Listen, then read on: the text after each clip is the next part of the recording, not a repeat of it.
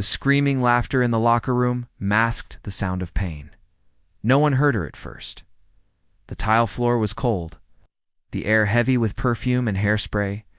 The room was filled with giggles, selfies, and loud pop music echoing from a speaker. But in the back corner, Grace Weller knelt on the ground, clutching her cheek. Blood smeared her palm. Her hoodie sleeve had been yanked down.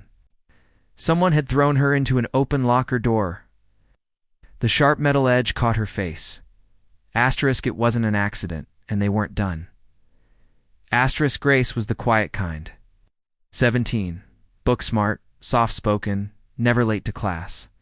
She kept to herself, avoided conflict, and never had more than a whisper of conversation with classmates, unless it was for group projects. Asterisk, to most people, she was invisible. Asterisk, but to Taylor, the queen bee of the school, invisibility was a challenge.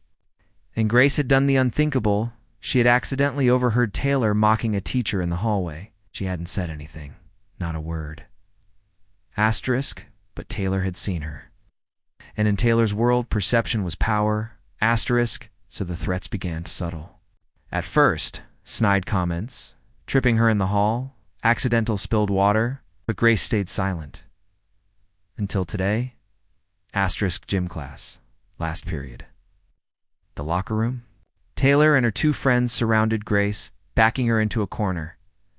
Asterisk, didn't anyone tell you, freak? Taylor sneered. Niches get stitches.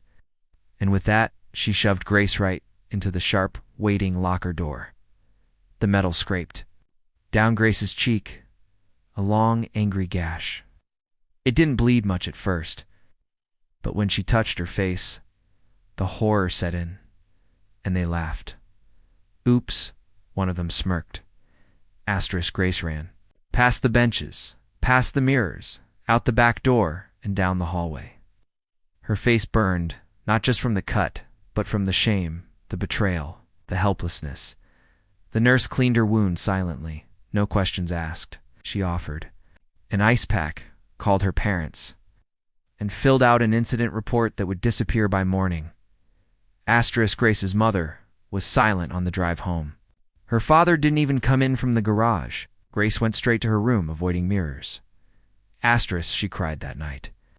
The kind of cry that doesn't come with sound, just aching, just shaking. She traced the cut on her cheek with her finger. It wasn't deep, but it would leave a scar. But it wasn't the scar that hurt the most. It was the silence she had lived in. Asterisk. Asterisk. And the silence she now wanted to destroy.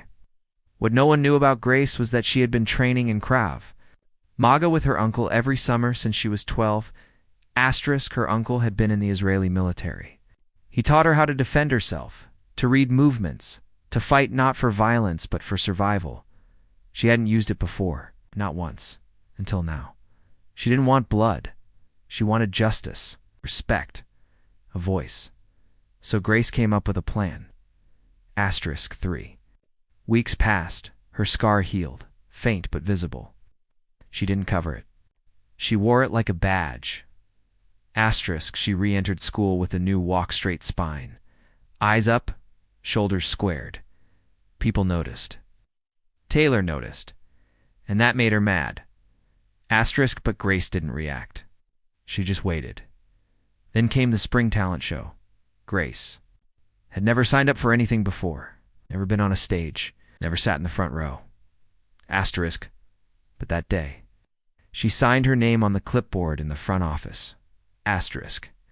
Grace Weller martial arts demo. The school buzzed with rumors. Was it a joke? Grace martial arts? Asterisk. Taylor rolled her eyes. She tripped over her shoelaces. Grace smiled when she heard it. The night of the show, the gym was packed. Parents, teachers, students' phones out, lights dimmed. Acts came and went, singing, juggling, comedy skits. Asterisk. Then Grace walked on stage. Alone, she wore a simple black uniform, no makeup, hair tied back. Asterisk. The music started, a low drum beat, slow and strong. And then she moved. Asterisk. It wasn't a performance, it was power. Asterisk. She punched, kicked, turned, flipped. She demonstrated holds, defense stances, and disarms, every move precise, every step rooted in training. The crowd was stunned. She ended with a spinning kick that shattered a board held by a faculty member. The crowd erupted. Grace bowed, calm/centered. Then she took the mic. Asterisk. And the gym fell silent. I was hurt in this school, she said, voice steady, by people who thought silence was weakness. Her eyes found Taylor in the crowd. I used to think being quiet meant I didn't matter, that I should just take what was thrown at me. But this scar, she pointed to her cheek, it's not a symbol of pain. It's a reminder. I survived. I rose, and I'm done being invisible. The applause was thunderous. Even the teachers stood. Taylor stormed out of the gym. Grace didn't flinch. The next day, Taylor tried to confront her in the hallway, but Grace turned, eyes locked, unafraid. Asterisk. I don't need revenge, she said quietly. You already gave me everything I needed. And she walked away. That was the last time Taylor tried to touch her. Over the next weeks, other students came to Grace, some just to say thanks.